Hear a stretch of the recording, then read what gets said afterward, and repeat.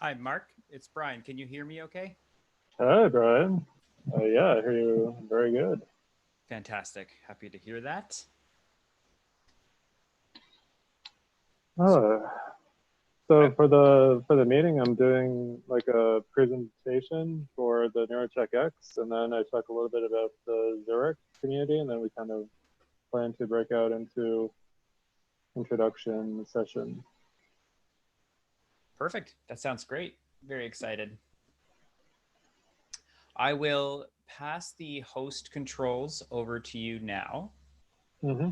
so that you can have full functionality with screen sharing and whatnot. Okay. And you will also be in control of assigning the statuses for each individual. So if you need to, for example, switch Abby when she joins to co-host or panelist, you'll have to do that as well. Okay. Perfect. Great. Make host. Okay, there you go. Great. Thank you. No worries.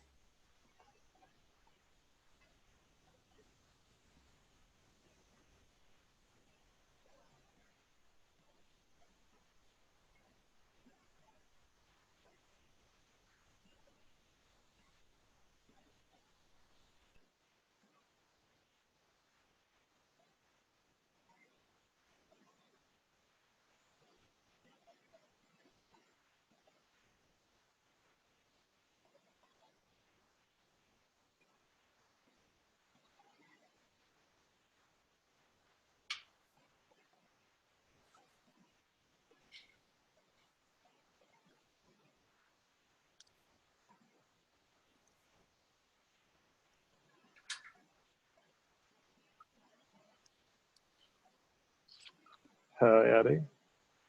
Hi. You seeing my screen? Like, is it full screen?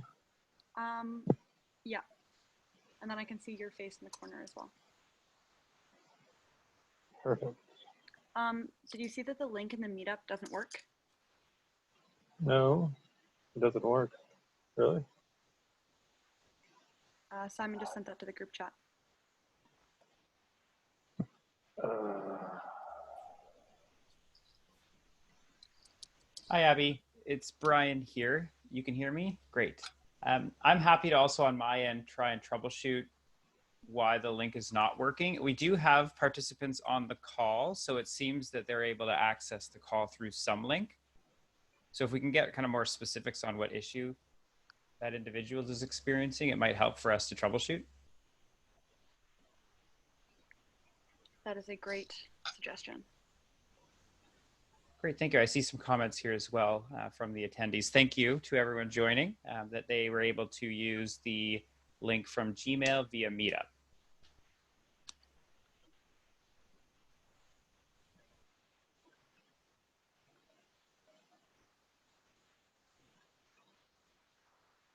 hmm.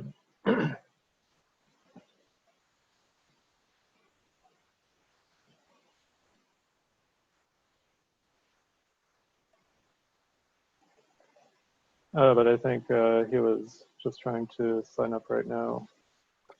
Strange. Oh, this one really.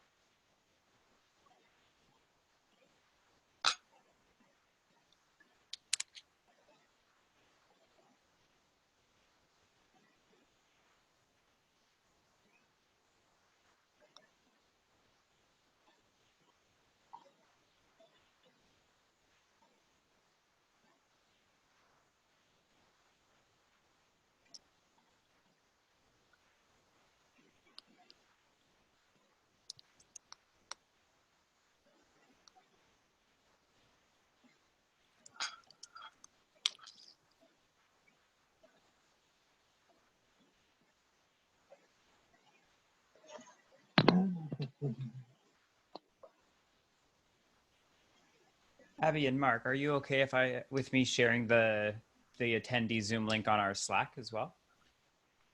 Uh, yeah, sure. Okay, Yeah, great. I'll just do that now. definitely. Thanks. I guess I'll wait a few minutes, see who shows up. Yeah, especially with the technical difficulties. Makes sense to give some people time to come in. For sure.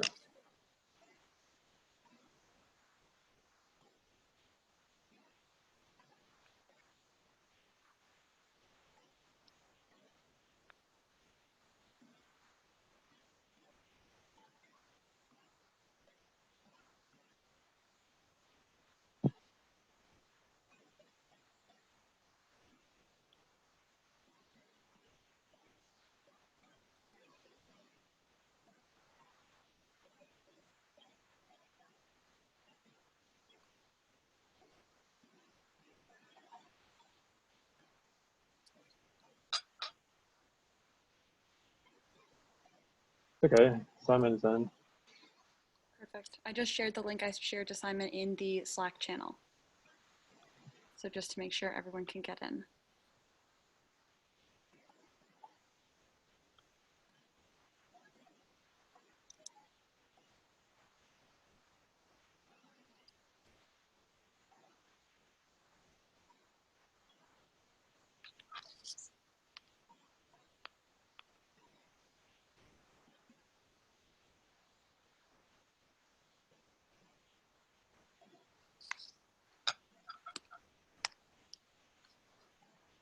I see the numbers are still growing a little bit, but it seems like people have kind of found their way here a little bit. Do we want to give it another minute mark, or do you want to start with the presentation?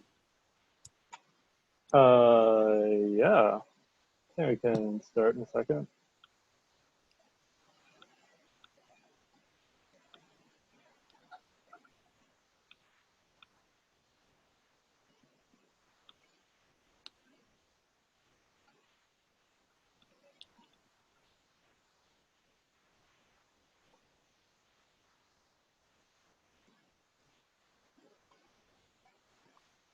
Okay, so shall we kick it off?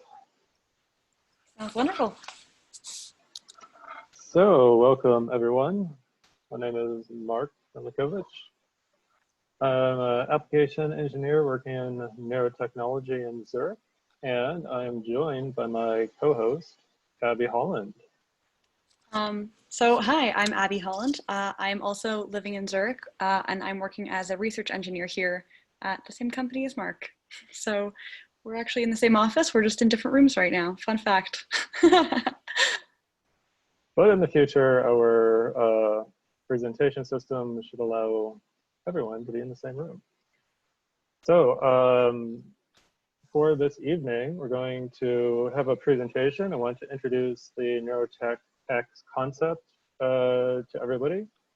Talk a little bit about what's happening in Zurich and how I think all these communities between Zurich and Europe and North America, and hopefully also eventually in China, Japan, Singapore, everywhere around the world, we can combine together to create cool neurotechnology experiences, hackathons, hack nights, and everything in between.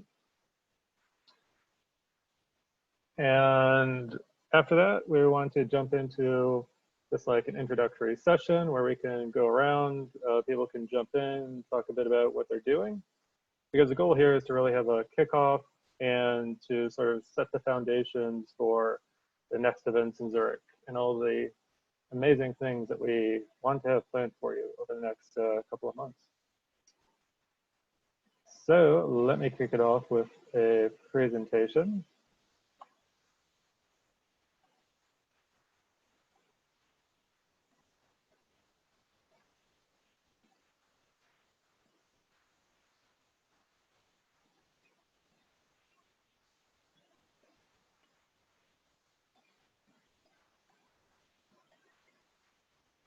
Great. So what is NeuroTechX?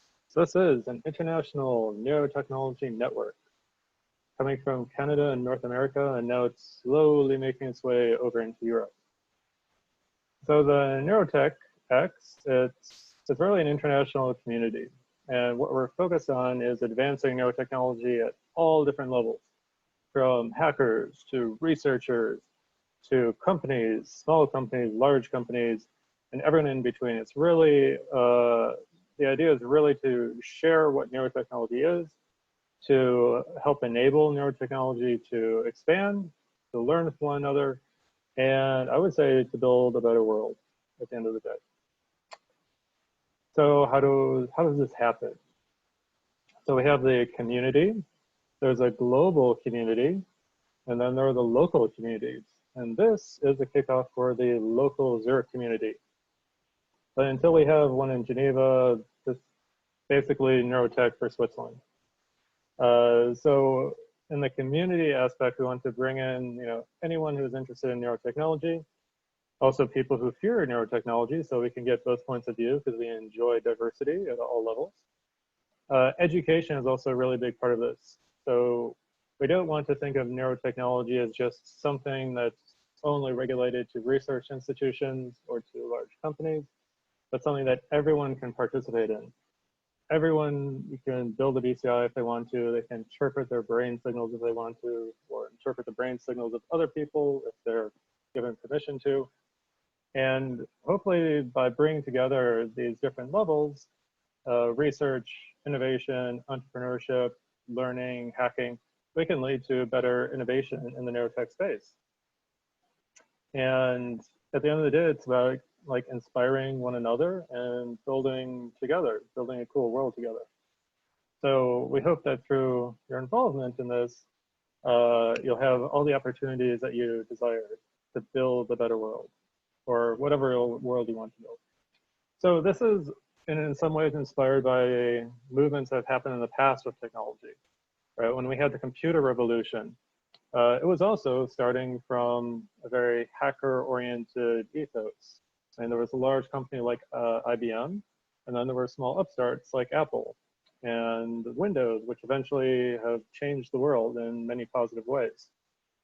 And a big part of that was the Homebrew Computer Club, where Steve Jobs and Steve Wozniak could hang out, they could talk to other people in between building their cool products and just experimenting with what could be done with technology.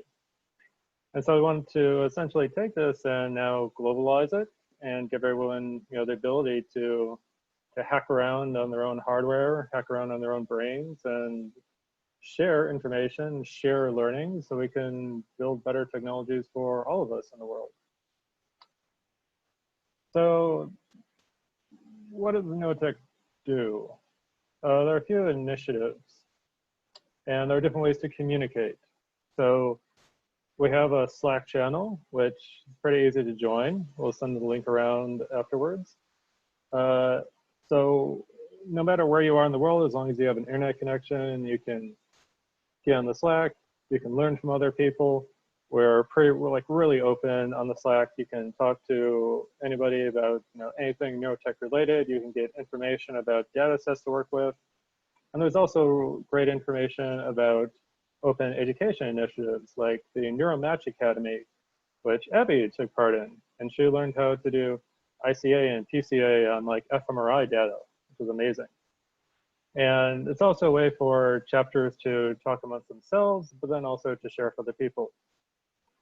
And if you don't know anything about neurotechs, like I did, like many people have, we didn't grow up like knowing everything about BCIs. And I think no one really knows everything about neurotechnology. But if we have online platforms like NTX EDU, we can share what BCI 101 is. If you want to build your own brain-computer interface, or if you want to start analyzing your first brain-computer set of data, you can learn about signal processing. You can learn about what goes into a hardware device. And then at universities, there are student clubs. So, starting from the ground up, maybe you're in engineering, maybe you're in sociology. If you can come together in a student club, you can learn from one another and you can all build up ideas together. And then there's the NTX services, which is kind of more focused around recruitment and consulting. So if you just got seed funding for your company and you're looking to hire a test engineer or someone who understands fMRI data, this could actually be a good place for you to go to find those people. And there's also the diversity committee, the hardware hub, as well as social media. And also on the diversity aspect, Abby is currently working right now on launching a diversity initiative, and I'm sure she'll have a lot to talk about that in the future. So the diversity initiative, it's really to like address diversity and inclusion within the neurotech field.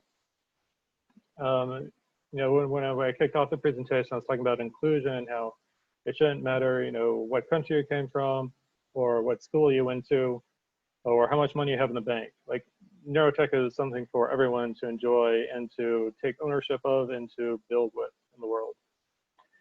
So there's a committee and consortium with essentially built to represent different voices within the community. And also within the Slack channel, you can go to the diversity channel and talk a lot about this. And to give it a bit of perspective, so Switzerland is a small country in Europe. And NeuroTechX is now becoming a large global organization. There's a big concentration in North America, but you can go and join the San Francisco Hack Night, which happens, I think, almost every week. I joined it one time, so I had to get up at like 4 in the morning. The time change wasn't ideal, but that's also why I was very happy to try and launch the NeuroTechX chapter in Zurich, so I could do these things at a normal day, normal hour, and then I can go to bed and wake up at a normal time. But you know, even being within Europe, I think one of the cool things is that we're relatively close together. Right? There's Zurich, you've got Sweden, you've got Berlin, you've got London, you've got all these little countries, and we don't always talk to one another because we don't always speak the same language. But having initiatives like this is one way to help bring us all together around some of these common ideas of neurotechnology. And right now we're like 23 chapters and growing worldwide.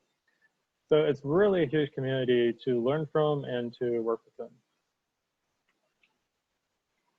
And coming back to neurotechnology education, you know, if you're really like learning from the ground up, you can come here, you can peruse the website, and you can very easily start to jump into everything. So after a few hours of reading, you'll be able to understand, you know, what a brain signal is, how brain waves are changing, kind of what that means, and have a feeling for how you can then either learn more about this or start to build your own product, or maybe just go to a hackathon and see what you can do with it. But again, a lot of this is all about just coming together and community engagement. And another cool thing is that it's, you know, there's an ethos of being, you know, free and open source. So this is really about knowledge sharing and empowerment rather than, you know, trying to create technology silos or barriers. Also, I think coming soon is going to be the Neurotech Primer.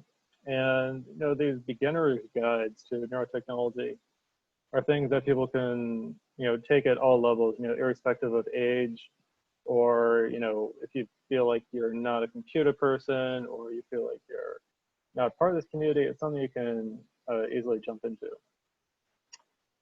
And, you know, some of the things in the past that have come out from NeuroTechX are student clubs, you know, having demo days and just showing what you can build in a short amount of time.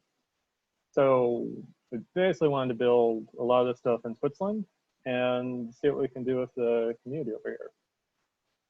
So just to say it more concretely, more boldly, the mission of NeuroTechX's service division is to become like the ultimate neurotechnology one-stop shop. So again, if you're a corporation and you want to bring in someone for neurotech, if you're a startup and you're building in this area, or if you're just in academia, you want to build more academic partnerships or kind of jump that barrier between academia and industry. The idea is that through NeuroTechX consulting services, that it can help you to enable this. And some of those services that are offered include, you know, consulting for neurotech projects, talking about financing and strategy, doing due diligence, and also helping to organize workshops and reports.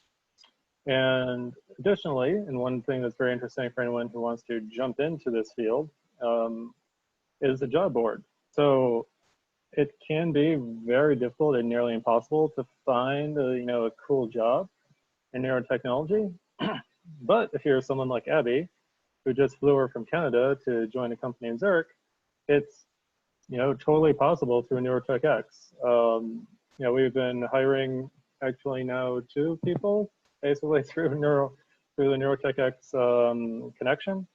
So this is really an interesting time to jump into neurotechnology because it's becoming more and more accessible, and it's easier than ever to build cool products. So if you're just finishing up your high school degree, or maybe you're still in high school, maybe you have a bachelor's, maybe a master's, maybe you have 2 PhDs, jump on the job board and see if there's a place for you at one of the companies. And if not, just wait and check back in a few days. And the NeuroTechX, it's not just a group of people in Canada who then started to try and start chapters all over the place. It's also about connecting to companies, because companies are also the places where neurotechnology products are produced. So companies like OpenBCI have made neurotech super accessible through relatively low cost brain-computer interface products. NeuroSky, Interaction, these are companies which are really helping to bring everyday devices into our world. But it's kind of impossible to do unless you have like solid research and you really understand the neuroscience that can then be translated into products and society. So a lot of collaborations in North America, but now we're hoping to expand this into Europe. And also supporting innovation. So like I said, bringing together all the different BCI companies at different levels, whether it's more about like creating new ideas or building concrete products or having open innovation for people to share. And NeuroTechX has also been featured in different publications like Nature, Popular Science, and Fast Company. So what we want to do is be part of this movement and like really help expand it into different areas of communication, because that's also how we talk with people in society. That brings me to what we want to do in Zurich. So when I was first getting into neurotechnology in Zurich, I didn't really know where to start, to be honest. And I actually came to it through joining meetups and going to brain hacks. And what I found is that, it's not so easy to know where to go to learn about this stuff, which is why I wanted to help launch NeuroTechX in Zurich. So what we would want to know is what the community also wants from this. So over the next day, week, whenever you have an idea pop into your head, send us an email, send us a message on Twitter. Tell us what you'd be interested in hearing from the community or what you'd like to get from the community. In general, we want to start having hack nights, basically every month. And this would entail topics like how to build your own brain-computer interface using Arduinos. There's also really great topics around gaming. In Zurich, we have the ZH Day Kauf. It's the Zurich Art School. They have a really good gaming program. I want to start having lab visits where we can go to ETH, maybe also to Lausanne and Geneva, to get a better feeling for what the research centers are doing. But I'm also a big fan of on-the-ground workshops as things hopefully start to change a bit with the COVID situation. That's also, of course, why we're having a meetup right now online, because COVID makes things a bit more difficult. But we build in the environment that we have, and we build the world that we want to live in. So that's the goal of what we want to do with NeuroTechX. And when I think about Zurich and I think about neurotech, these are the things that I want to bring to mind and what I hope can be kind of like a springboard for other people. There are some people joining the call tonight who are coming from outside of Switzerland, and they have an interest in learning about Zurich and neurotech, and we want to create bridges with everyone. So some of the organizations and things happening in Switzerland, BrainHack. I first got into neurotech through BrainHack. I joined the meetup group in Zurich. I had an amazing time learning about things like the Connectome project, learning about EEG data, learning about fMRI stuff. I then joined the Open Brain Hack in Geneva, where I learned about brain decoding. And I joined a team where I was first working with EEG and starting to try and decode visual stimuli. But there's also other organizations like the Clare Institute, which is really focused on connecting Switzerland to European AI initiatives. In Zurich itself, at the ETH or the University of Zurich, we have really great institutes. There's the Center for Cognitive Neuroscience at the University of Zurich and the Universität Spital. We have the Neurotechnology group at ETH. We have the HES group, which is also has spin-offs like the Sleep Loop, which is a band. It's actually a pretty new startup, but they have a band that you sleep in, and it can help with sleep intervention and bring you back into deep sleep if you're falling out of it. And that was actually a research project, which has been, I think it's about 6 years old in total, and they've like just recently, spun it off into a proper company. And then on the other side of what we call the Rüschengrabe, which is the imaginary line that goes through Switzerland, sort of dividing the Swiss Germans from the Swiss French side of the country. EPFL has a Center for Neuroprosthetics, which is amazing. There's great people doing really interesting work there, looking at combining the brain with prosthetics. And then there's things which sometimes if you're not in the community, you just don't hear about it. So if you go to Geneva, you can go to Campus Biotech, where they have a lot of high-tech startups, a lot of really interesting stuff happening there. MindMaze was called one of the first Swiss unicorns. They're also focused on like neurorehabilitation. We also have things like the Bitwasserei. This is actually a hackerspace in Zurich. It's down by Hardbrücke. And there you can run into people who, are trying to connect up neural networks to brain tissue, or they might be growing lampshades out of mushrooms, or they might be playing with CRISPR and creating some sort of new organism. And then if you go down to Hardbrücke, you can go to the Institute for Mental Health.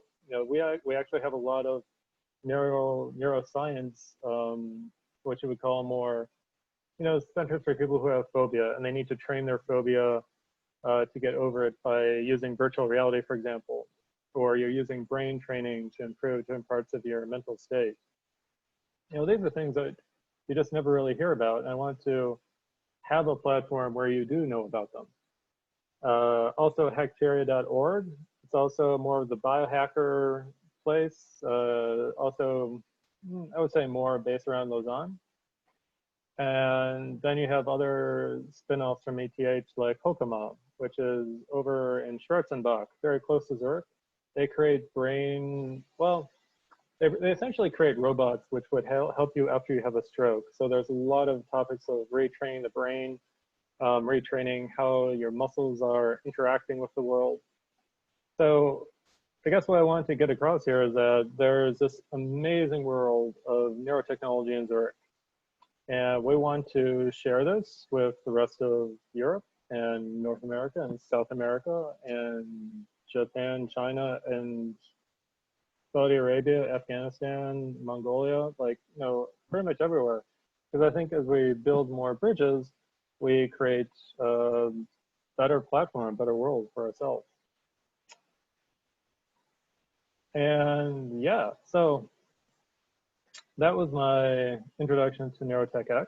And now I want to get to know you guys better. I want to know, essentially who you are, what you want to get out of NeuroTechX Zurich. And we can also then kind of somersault into a conversation about what's happening with neurotechnology over the next 5 years, see if we can predict the future, and then over the next couple of meetups, we'll see if we predicted it correctly or not. So I'd like to, Abby, would you like to jump in and say a few words? Yeah, sure. Okay, so I can start with the introduction then, I guess, a little bit. So yeah, as Mark kind of alluded to, I just moved to Zurich. Before this, I was living in Canada. I went to Queen's University back out in Kingston, which is very different from this whole landscape. And there I was running a student club for NeuroTechX, and now I'm doing this chapter and kind of working on the diversity initiative as well as work. But I'm just really interested in the mental health aspects and neurological disorders of neuroscience, and think that everyone in the NeuroTechX community is discussing things like this and discussing cutting edge things, and it feels like the place to be to kind of see where all of that goes. Yeah, so I'm kind of looking forward to seeing where it goes. Sorry, Brian, are we able to open it up so that everyone can come on video and talk? Oh, okay.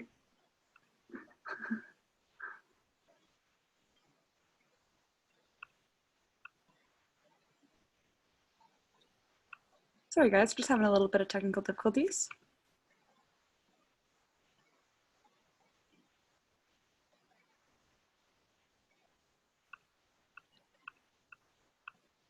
Mark, do you want to give a little bit more of an introduction about your background while I try and figure out how we can open this up? Oh yeah, so I'm from Michigan originally. I've been in Switzerland for like 15 years. I did a PhD here because I like the mountains after I came here to study smart materials. And then I eventually came to the idea of loving startups, loving essentially looking at how user experience technologies can fuse with my love for mechanical engineering and material science. And so eventually I started working in wearable sensors at EMFA, one of the research institutes over here. And after that, I got really interested in mental health and how we can try and build things like predictive algorithms for antidepressant medications. I didn't get money for that startup, and then I joined Neurotechnologies, where we're focused on integrating electrodes into essentially headphone devices so we can create the everyday BCI device.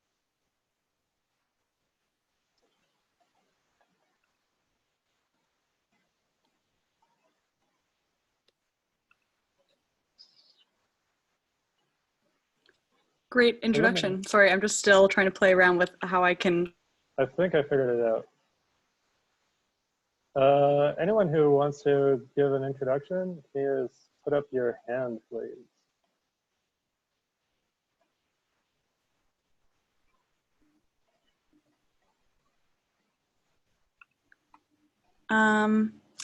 In the meantime. Ricardo.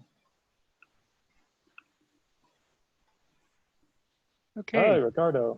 Hi. So let me open the ball from the audience. So glad to see Neurotech X coming to Zurich. I am Ricardo Chavarriaga. I am the head of the Swiss office of CLAIR, this network on artificial intelligence research in Europe. And I have been doing research in neuroprosthetics and neurotechnologies for some 15 years now. I was before at the Center of Neuroprosthetics at EPFL, working on developing both invasive and non-invasive BCIs, working on EEG with deep brain stimulation, electrocorticogram, on finding ways in which we can control prosthetic devices, better understand cognitive processes, and create this symbiosis between humans and machines. I also work with IEEE on the standards for neurotechnologies and trying to provide tools for researchers on better ways to translate what we do in our labs and in our garage when we try thinking into products that can actually help people in the real world. And one of the things that I have learned through all these times is that it's a very, very exciting field, but what it makes it exciting is that it's becoming easier and easier to get into the field and to get the possibilities to get to know what neurotechnologies are, to identify what are the potential needs that we can fulfill with it. And yeah, it's a growing global community, not only in the universities and the centers, the high tech that you mentioned, Mark, before, but also beyond the borders of that. And I think there is a lot of potential, especially in Switzerland, where there are many things going on, probably like nowhere else in the world, to really create something nice here that is not only gonna give us a lot of fun, but can really help people on their daily lives through the translation of this into things that have impact. Mm-hmm. Really quick, what do you think neurotech will be in 5 years? Okay, I like snowboarding, and going downhill in snowboarding is way funnier than going downhill in the hype curve. Neurotechnologies is right now at the cusp of the hype curve. We see it everywhere, and both from people with large bank accounts and large Twitter followers saying that we will, in a few years, getting connected with all machines straight away. And there are many things that are being promised. So we are at the stage where the field has the need to move past the proof of concept onto identifying where technologies can really have success, when they can do things beyond simple tryouts that that work one day and the next day don't work. So we are really getting into this maturity where we can translate the knowledge, even if it's incomplete, the technologies, even if they are still under development, into things that can get better and better over time. And this process, I see it as a moment where we can create learning experiences of testing these neurotechnologies on the wild, going to the environments that are challenging, not in a just well-controlled laboratory, but really get it out in the streets, get it out to different users and to different people to see in which scenarios we need to work more, in which scenarios we have solutions that are close to succeed. And in this process, what is coming, in my opinion, in the next years, this will be on the consumer-oriented field. We will enter into a phase of pruning. There'll be a lot of activities, a lot of initiatives starting, a lot of companies being created that they not all of them will survive. Some because the ideas are not yet ripe for maturity, others because they are not founded on solid grounds. And these are the learning experiences that I think we need to foster in this process, to identify where can we have, where can we make a change, where can we make something that matters. So in this process, we'll go through this this downhill path in the hype with some, maybe even some backlash on thinking, okay, this doesn't work, and we'll have to better identify and frame ourselves on saying this is where we can do things. And this on the consumer-oriented fields will be a drive for open science, open tools for better and new ways of sensing the neural activity, which will be good. But the real challenge is to go from these elements into building a system that works actually. And on the other hand, we're thinking about the clinically oriented devices, we're going into a state or process of a steady progress with with a clearer definition of what are the frames in which these technologies can be used. And this goes on, say, long-term evaluation of these systems, comparison with alternative approaches. If we think about assistive technologies, there will be this profiling of saying these are the users for which having a brain-machine interface makes sense.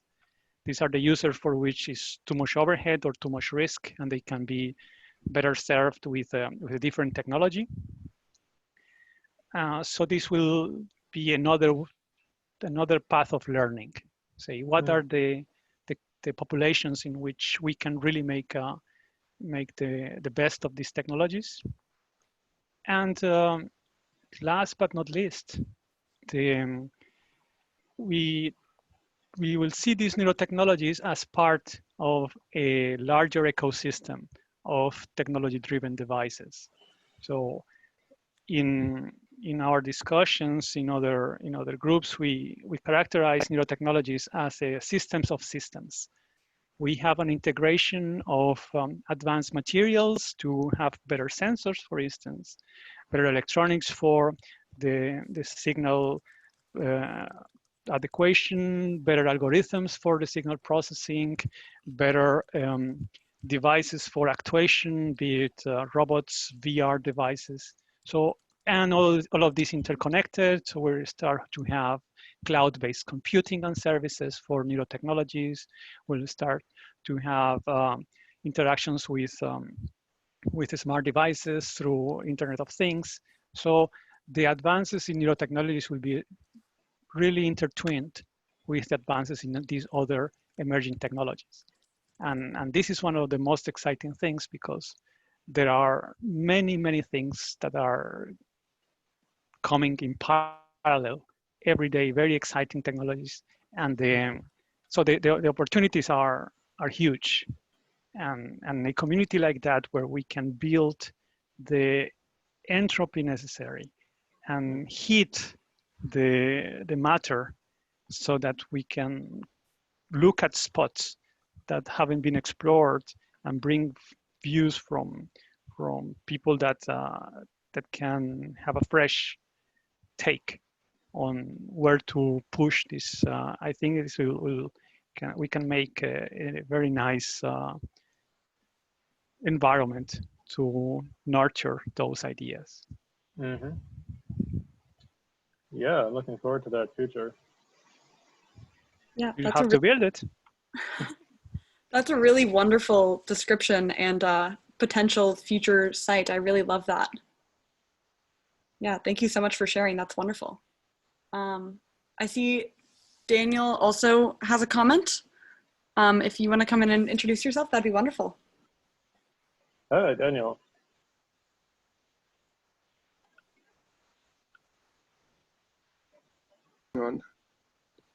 Sorry, I'm horrible at using Zoom.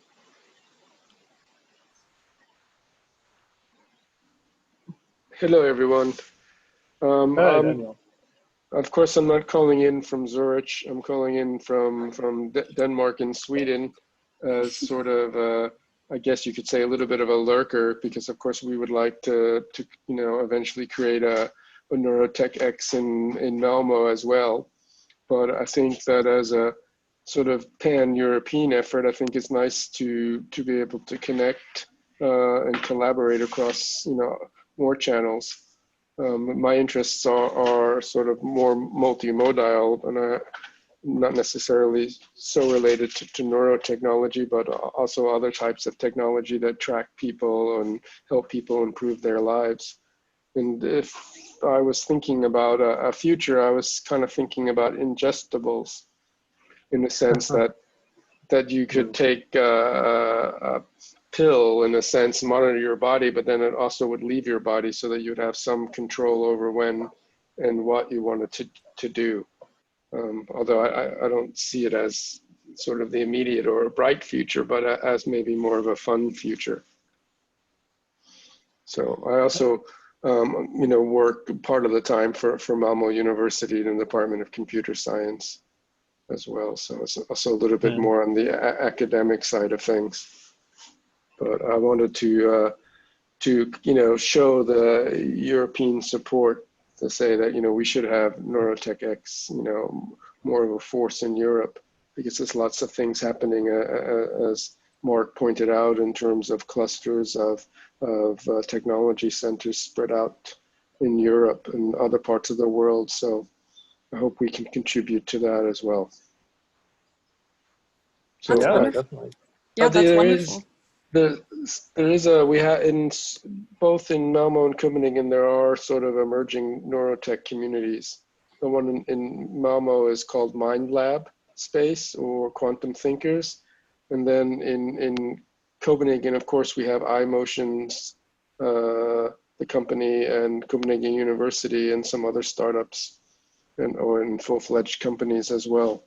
So there's quite a lot happening. There are also several startups in Sweden and Denmark that are developing consumer-based neurotechnology things. So I think,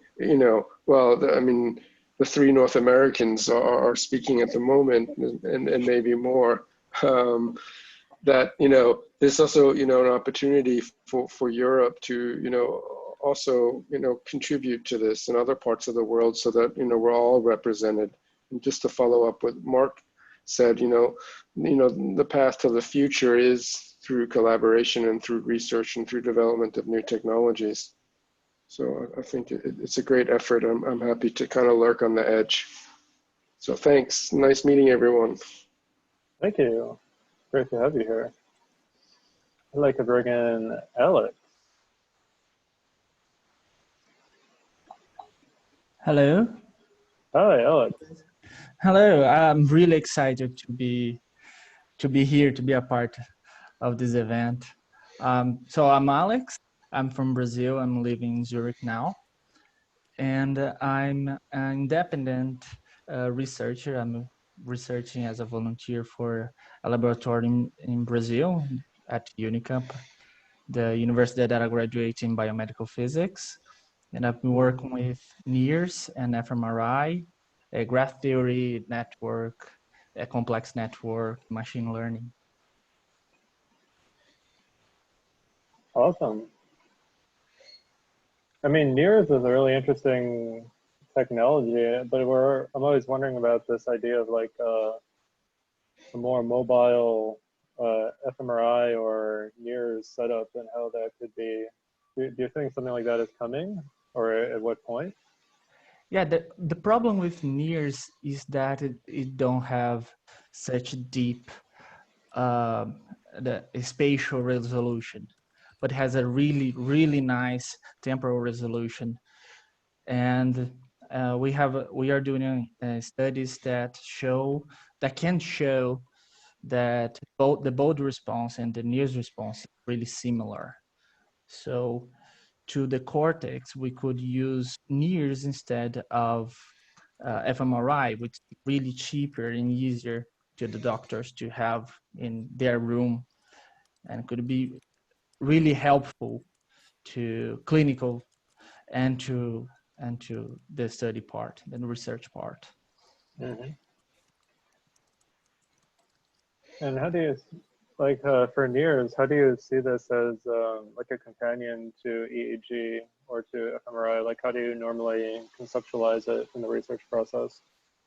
Yeah, DEG is measuring the electrical signals, but the NIRS is measuring the oxygenation of the brain. So we have different but complementary information about what is happening. So we can have more answers about metabolic changes, how the brain is consuming energy, how the blood is flowing.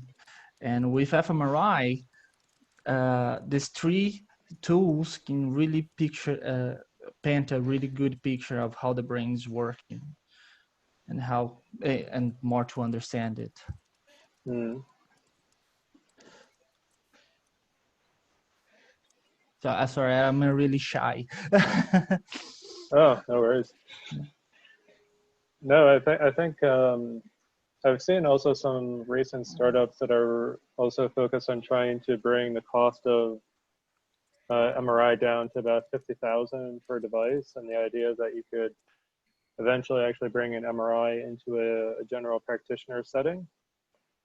And I mean, for things like mental health, if we can connect some biomarkers that are recorded over a longer time period, so it can actually create profiles of people, I think the potential is just amazing to characterize the patient journey for mental disorders. So I'm always interested to see how these technologies are going to come down in price. And if we do scale them up, how that's going to be accepted into the way that we practice medicine. Because right now we have fMRI as something which is very unique, because you need a real scientist sometimes to actually interpret the results. And we have this hope that artificial intelligence will allow us to interpret the results at a wider scale, so that we can sort of just create a larger understanding of neurological data over time. So it seems like we need these two to evolve at the same rate: the decrease in cost of fMRI data, and then the increase in the ability to interpret the results. Yeah, I agree completely. Yeah, and I also definitely think it's an interesting consideration of how everything can meld together with NIRS and MRI and EEG and all these things used in conjunction, especially once they're cheap enough that they can be used at consumer quality and easily accessible. I'll write that down as a topic for a future discussion.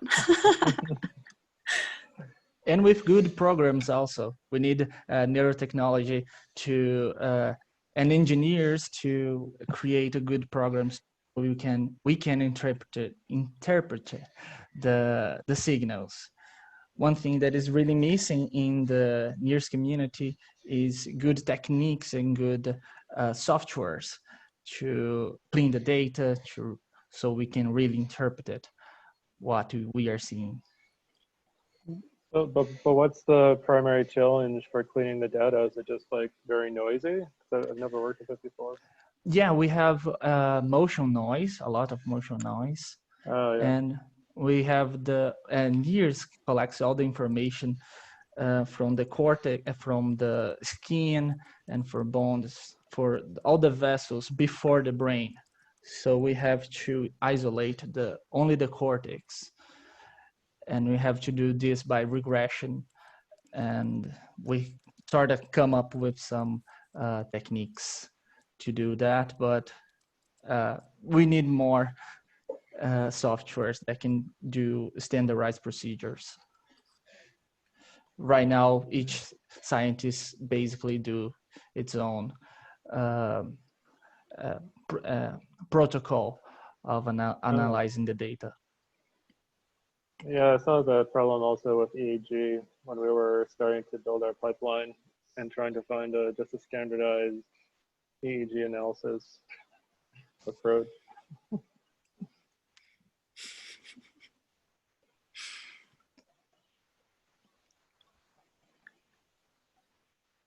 Out of curiosity, Alex, are there any current softwares that work across platforms, so that are currently designed to intake EEG as well as NIRS? I don't know.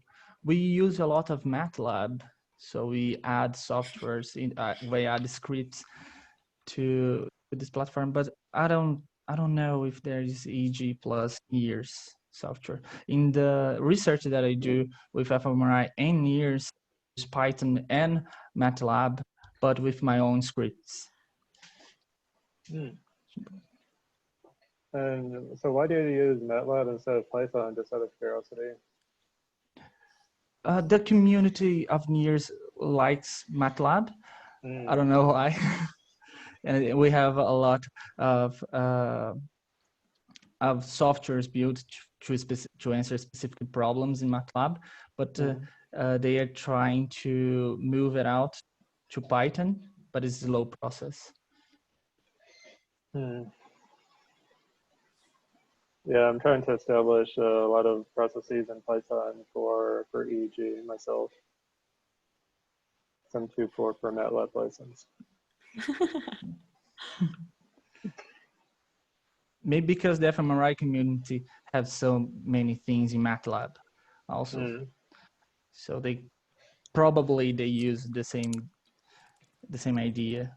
So can use by in the clinicians that the doctors could use. It's easier. I think, hi, Morgan, you want to jump in? Yeah, hi, how are you? Great to join you here in Zurich. And yeah, love the conversation. Great job, Alex, of joining in despite any nervousness. I get nervous every hack night. Thank you. Yeah, just wanted to say that I mentioned this to Abby. So many great researchers. I mean, I loved the list of tech community there in Zurich, and it's just so dense. And also in the research labs. So I'd love to follow up with you in terms of the translational neuromodeling unit, which is there at University of Zurich. They just did their computational psychiatry course, and they brought in an incredible guest list of speakers, but also do some really great software development and neuroimaging. Cool. And Nicholas Langer is also there and has been working with the Child Mind Institute data, which is still as far as I know, the largest publicly available EEG data set for neurodevelopment. So this is, kids ages 5 through 21. And his AutoMagic, he's thinking about big data EEG analysis because of the Child Mind Institute eventually collecting 10,000 subjects worth of data. Yeah, so another great resource there. Yeah, Nicholas is awesome. I met him actually at the first brain hack I attended, and it really helped to open up, the possibility for data sharing, because they did a lot of work just preparing data for the hackathon. Yeah. So that people could start hacking on it. It was really amazing. Yeah. So, this is all, that particular data set is all Creative Commons licensed. And I think it's under, still think it's under non-commercial use, like a non-commercial use only, but it, still amazing in the sense that they've already got several thousand subjects. And it's 128 channel EEG plus, a wide range of structural scans. So the kind of integration, multimodal analysis that you can do is remarkable. So have they released the raw scans and the raw data then for that? Yeah, it's been up on it's up on the Indie. I can drop a link in the chat and in Slack. Yeah, please. Yeah, very, very happy to work with others in terms of leading people through that kind of multimodal integration in terms of using MRI to better understand EEG, which is something that is best done when you have more than 100 channels, because then you can really do the source localization without any spatial aliasing. So it's it's a remarkable data set. There's a lot of the groups like the people behind the UK Biobank data collection and the NIMH ABCD data sets are these very large data collections using MRI, right? But no one has EEG the way that the Child Mind Institute does. So if you're it is a really unique opportunity. That's great that you've met him. Yeah, and there's so many great brain hack people in Zurich too. So in terms of the MRI as well. but great group in Geneva is Christophe Michel, and I saw, you know, live Meeg is going on right now too, which is another great workshop that you can catch on Crowdcast. Oh, cool. Yeah, and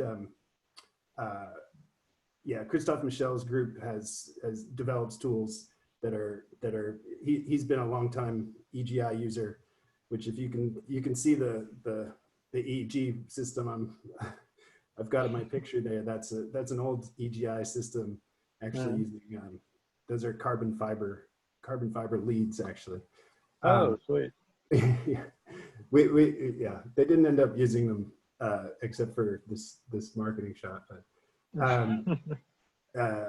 but Christophe is a longtime EGI user, and Limo is their toolbox that he's done lots of work integrating MRI with, you know, high density EEG. And really I would recommend it. And don't forget, M&E does NIRS processing now. Just so yeah, nice. People know. And next, check out the OpenFNIR channel on Slack for any NIRS related, any NIRS related resources or workshops. Anyway, thanks so much. Awesome. Thank you. Maybe just a quick question, because I think you're the farthest away geographically.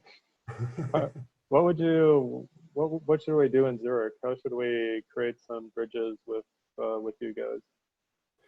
Well, so I actually reach out every Monday, and I co-host the NeuroTechX Paris meetup online, and that is a way to try and keep in touch with Europe.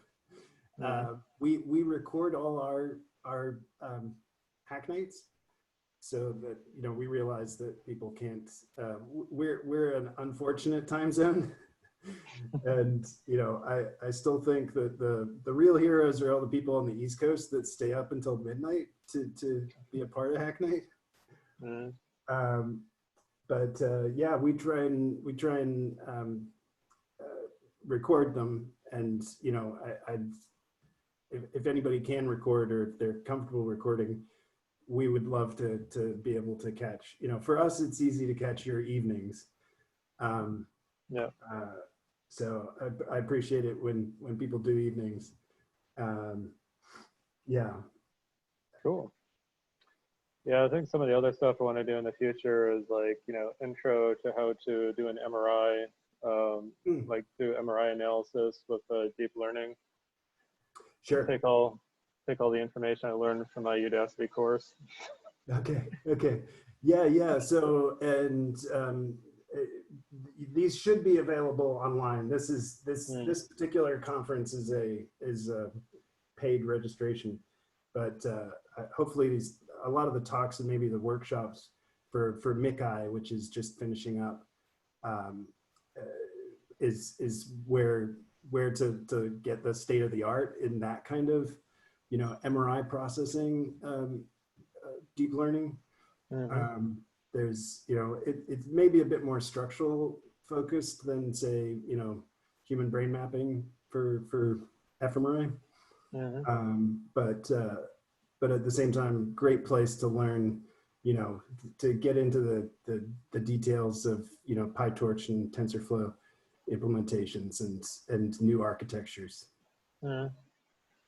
Yeah, I'd love to be a part of any, you know, I'd love, that's my background is MRI processing. Next week is the ABCD ReproNim course that is starting, that's you know, available online at least in North American time zones. Really recommend it in terms of, it's a really great group that will be leading people through this kind of, you know, structural and functional analysis, MRI analysis, and kind of best practices, especially for reproducibility. And yeah, you get all the links for this off of our meetup agenda. no problem. Okay, awesome. Or happy to share those. But yeah, I'd love NeuroTechX to do more imaging, or to help people, and for us to be a part of that community too, because certainly a lot of great ideas for EEG analysis perhaps start in fMRI analysis, and especially right now. fMRI is very focused on how to best incorporate connectome ideas into analysis, and best use of graph theoretic techniques, et cetera, as well. Yeah, another group I'd like to bring in is the Max Planck Institute for Cognitive Neuroscience in Leipzig. Yeah. I mean, they in particular, great history with analysis techniques, and I'm blanking on his name right now, but the Pyrates developer. let me just get that. Oh, okay. But Leipzig and of course Tübingen. Tübingen does a great job of putting all their neuro meetings online, which I like. But Thomas Noshi, here's one of their papers. Oh, thank you. Yeah, Thomas is he used to work for when did I think he worked for Ants back in the 90s, Ants Neuro, the EEG company. Yeah. Another great group. Cool. In this case in particular, it's nice because they're using TensorFlow, but for its automatic differentiation. Some really interesting kind of model-based analysis, which is again what I really like about the Zurich groups at the TNU, using dynamic causal modeling. That's what I think you could really, or everyone could learn more from Zurich on how to do that. And we've been pushing their TNU EEG toolbox that was recently covered at the Kremble Center for Neuroinformatics Summer School. Another great resource. All their lectures are online. It's amazing like how much information is online now. Like it's like impossible to go through all the, like I couldn't even join the NeuroMatch Academy. Like I signed up for it, but I couldn't even like join most of the stuff. Well, but Abby, you were joining all of NeuroMatch, right? I was, and it was about 10 to 12 hours a day for 3 weeks. So it makes a lot of sense why a lot of people couldn't do it. And luckily all the resources are online, but it's a significant amount of resources to kind of work your way through. Yeah, but amazing, right? I mean, phenomenal. And to think that didn't exist, before this year. Right? Yeah, like it's just an explosion of information, right?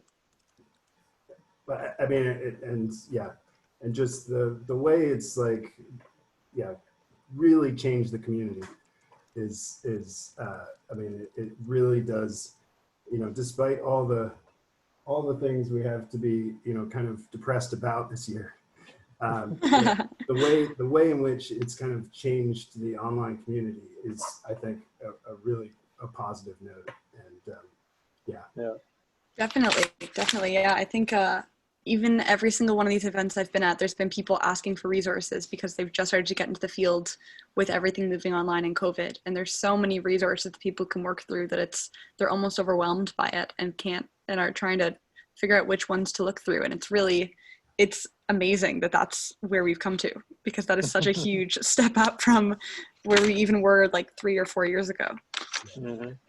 Yeah, I mean, and I think in the first month, I could see some researchers online on Twitter being like, I hope we go back to in-person meetups. I think everybody understands, like, even if we do, we have to maintain this completely online presence. Because I mean, in terms of accessibility and diversity, it is, you know, a game changer. It really is. Yeah, 100%. And even one of the questions I had originally written down for tonight is, what's a shift in the neurotech society that you'd like to see in the next 1 or 2 years? So even just this discussion kind of really ties in with that, where just everything moving so virtual and enabling people to communicate across communities and across countries and across continents, just like we're doing here, is really a phenomenal shift in the field that I think is just going to benefit the technology as well as the bioethical discussions going on. Yeah, it's really wonderful. Yeah, the whole bioethics thing is something we definitely have to do like a deep dive meetup about in the future. I believe there's actually a bioethics research department at ETH. We can contact. There is. And I'm pretty sure I've caught some of their lectures online. Oh, right on. Good tie-in. Yeah. So I'm waiting for TNU to post all their computational psychiatry course material. That was just a couple weeks ago. But cool. But they would have covered neuroethics there too.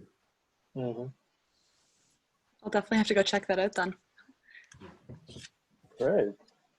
Yeah, okay, well, I think I see there's a bunch of people sending messages saying that they have to hop off, and I am cognizant of the fact that we are now 8 minutes over the scheduled time, and people have probably things going on, especially back in all the different time zones. I think it's already kind of confusing enough without us ignoring our scheduled dates. So is there anyone that has not yet had a chance to introduce themselves or speak that would like to participate before we wrap things up?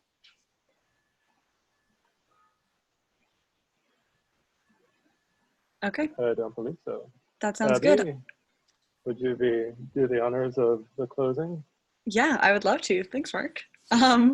So I think that this was a really fantastic first meeting. We got to hear from a ton of interesting people, and I'm really thankful to all of you who kind of spoke up and introduced yourselves, either through the video or through the messages. I really look forward to kind of having more discussions with everyone, whether it eventually be in person or whether we continue through virtual. Going forwards, we're hoping to have at least this kind of event once every month. We may end up extending it past 1 hour to allow for more discussion depending on what the conversation topic is and people's interest levels. So we'll have this kind of same event in a month from now approximately. We'll follow up with more exact details and dates. And other than that, we are hoping to work on some symposiums and some conferences and some other bigger events, preferably in collaboration with some of the other chapters, potentially in different countries, potentially having some events in different languages to enable participation opportunity for all. But really, we're just hoping to really get the neurotech community going in Switzerland and in Zurich, and we're really looking forward to lead the charge on this, and this is a really promising first meeting. I'm really excited to see what we can do with all of this. So thank you so much to everyone for coming and for participating, and we definitely look forward to many more discussions with you guys on some of these fruitful topics that we touched on today. Cool, thank you very much. Schönen Abend. Tschüss. Tschüss.